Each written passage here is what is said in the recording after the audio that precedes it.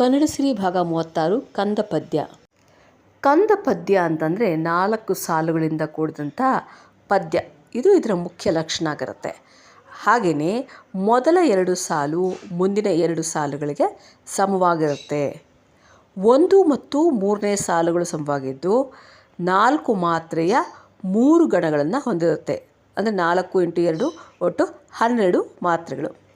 ಅದಾದ ನಂತರ 2 ಮತ್ತು 4ನೇ ಸಾಲುಗಳು ಸಮವಾಗಿದ್ದು 4 ಮಾತ್ರೆಯ 5 ಗಣಗಳನ್ನು ಹೊಂದಿರುತ್ತೆ.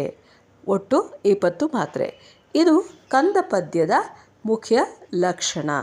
ಇದನ್ನೇ ನೀವು ಗುರುತಿಸ್ಬೇಕಂದ್ರೆ ಒಂದು ಕಂದ ಪದ್ಯ ನಾನು ಮುಂದೆ ಕೊಟ್ಟಿದ್ದೀನಿ, ಅದನ್ನು ಗಮನಿಸಿ, ನಿಮಗೆ ಗೊತ್ತಾಗತ್ತೆ. ಈಗ ಕಂದ ಪದ್ಯ ತುಂಬ ಜನ ಕವಿಗಳ ಜನಪ್ರಿಯವಾದಂಥ ಒಂದು ಕಾವ್ಯ ಪ್ರಕಾರ. ಸುಮಾರು ಹಳೆಗನ್ನಡದ ಕವಿಗಳನ್ನು ನಾವು ಈ ಒಂದು ಪ್ರಕಾರದಲ್ಲಿ ಕಾವ್ಯವನ್ನು ರಚಿಸಿರೋದನ್ನು ನೋಡಬಹುದು. ಇದು ಜನಪ್ರಿಯತೆಗೆ ಸಾಕ್ಷಿಯಾಗಿದೆ.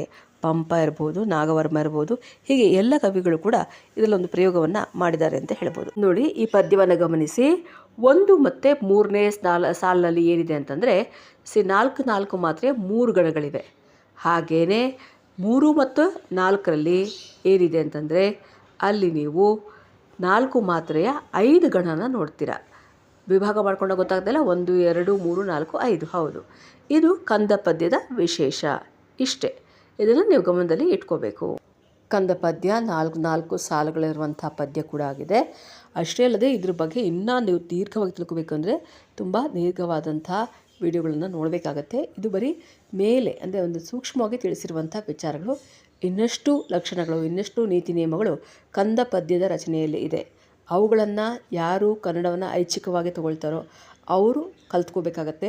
ಸಾಮಾನ್ಯ ಜ್ಞಾನಕ್ಕೆ ಇಷ್ಟು ಸಾಕು ಅಂತ ಅಂದ್ಕೊಂಡು ನಾನು ಇಷ್ಟನ್ನು ಮಾತ್ರ ವಿವರಿಸಿ ಹೇಳಿದ್ದೇನೆ. ಸೊ ಮುಂದಿನ ವಿಡಿಯೋದಲ್ಲಿ ನಾವು ಷಟ್ಪದಿಯ ಬಗ್ಗೆ ತಿಳ್ಕೊಳ್ಳೋಕೆ ಹೋಗೋಣ. ಷಟ್ಪದಿ ಅಂದರೆ ಏನು, ಅವುಗಳ ಲಕ್ಷಣವೇನು ಅಂತ ತಿಳ್ಕೊಳ್ಳೋಣ. ನಮಸ್ಕಾರಗಳು.